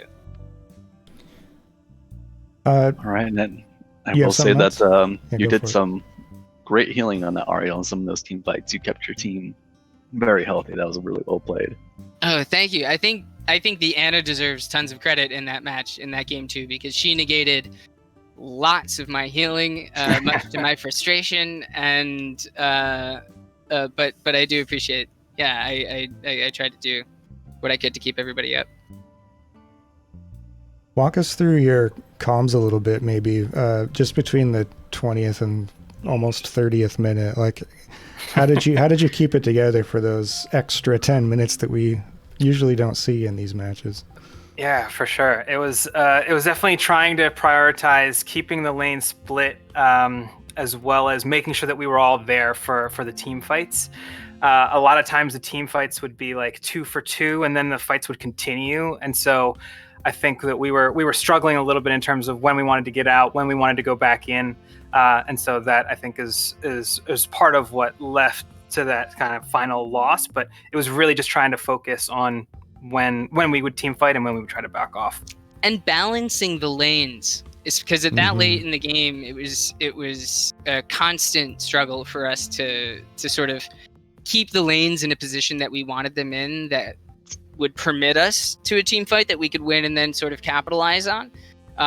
Ultimately, we weren't able to sort of balance, all the plates on one thing, but that was sort of the real, like, the late game of that was trying to manage waves so that we could be able to team fight or get to the point. And then when we lost that final team fight at the point, it that's when it sort of spiraled, and that's how they took the game. And then moving into game 3, talk about recovering after such a taxing match. Like any 29-minute match is going to be pretty draining. But then you're looking at, maybe the domination's gone, right? So, like, you seem to do a good job of staying cohesive as a squad and staying in the set. So maybe you could say a few words about how you kind of entered game 3, what your mindset was. Yeah, I appreciate that. I think Zesty and I are two upbeat fellows, and so we wanted to make sure that as we went into that match that we reminded everybody we're there to have fun. Everybody's there to have fun. It was a great match. We put up a lot of good things in that second match, I believe, and so a lot of it was just trying to raise everybody's spirits and go in strong, and that worked out for us. Especially in the draft for game 3, it was comfort picks made a big play. Comfort picks really made a good an impact. Having Shy Borg on Tassadar, he had 2 great games on Tychus, but Tassadar is one of his very comfortable picks as well. So for him to switch it up to provide a different sort of support to the team, I was grateful to get my Anna. We sort of strategically let them get the Anduin because we knew they would pick that. So then that way I could get the Anna and they would be able to ban it out. Sort of those comfort picks and sort of the understanding that, we did lose the last game, but it was close and it was a very, well played on both sides. It helped the third game make it a lot easier to go into. It wasn't like people were down on it or, we felt like the weight of it all on it. It was really just okay, this is the game. We've got the picks that we want to pick. And now let's win this game. Let's kill the other people. Silver, what do you have for game 3? Game 3, I was looking at your guys' level 10s. You guys had quite the dangerous combo there. I really enjoyed it. So I will say that there was a fight bottom where Garrosh, I believe, should have died, but he just would not die. We were just actually, before coming into this lobby, we were having this exact conversation. We were discussing that exact fight, and I did everything in my power to make sure that Garrosh stayed alive. And grace be to God that it worked, because it would have been a much different fight if we lost Garrosh there. But it was a very intense moment, and the comms were frantic, but we were calling out who we were targeting, and sort of we didn't lose focus, even though it seemed inevitable that Garrosh would have died. So nobody got sort of down. We were still focused on which targets we wanted to get, and when the dust cleared, we were all still standing and could get the points and move our way over to the Dragon Knight.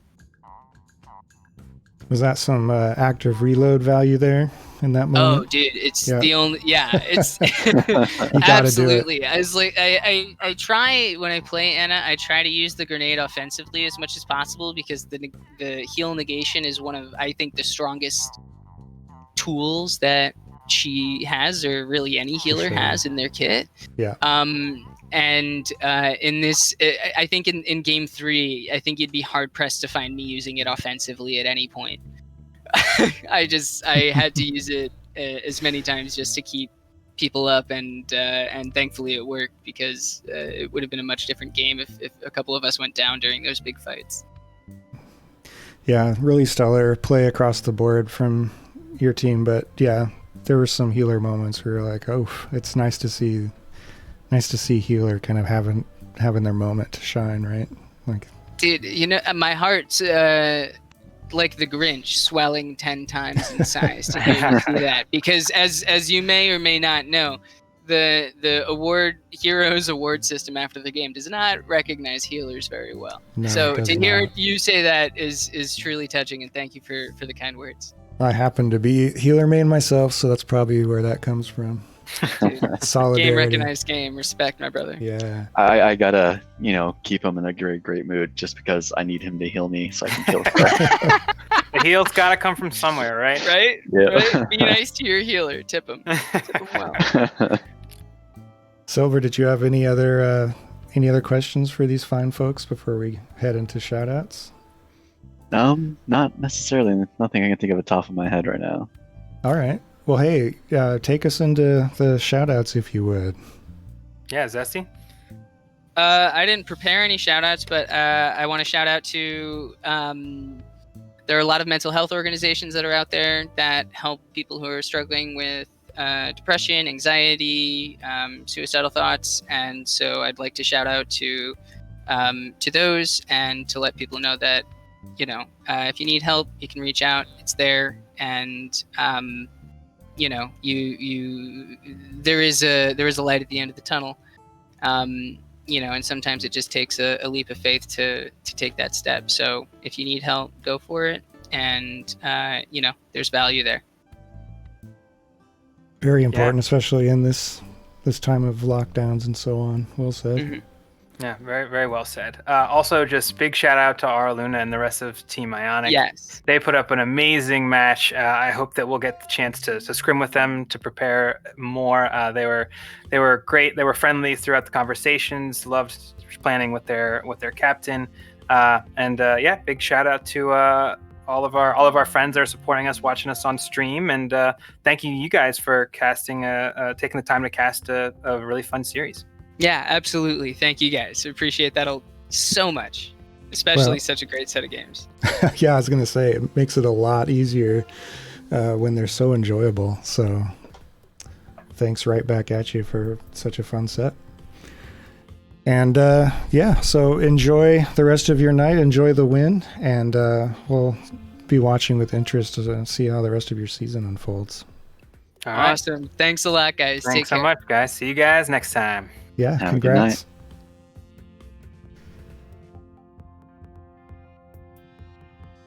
All right, so that's going to take us to our own outro. Did you have any shout outs you wanted to wanted to give before we head out? I was not prepared for shouting out. I'll shout out myself because I am great at talking over you when you're trying to cast. It's yeah. all good.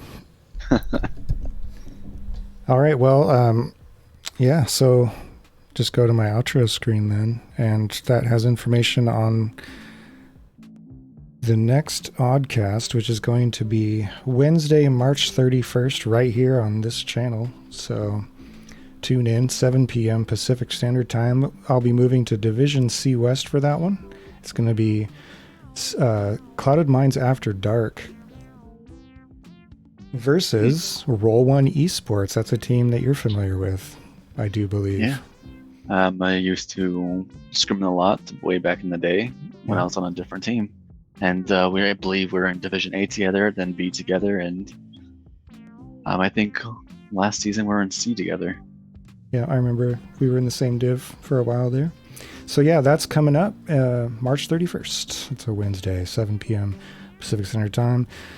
And that's going to be it for us. This is a 2-1 victory for Brickhouse over Team Ionic in Division D East Week 5 action midway through the season. So thanks for tuning in, and hope to see you at the next cast. Thanks again to you, Silver Jackal, for joining me and making this more fun. And we'll see all of you later. Bye-bye. Bye-bye.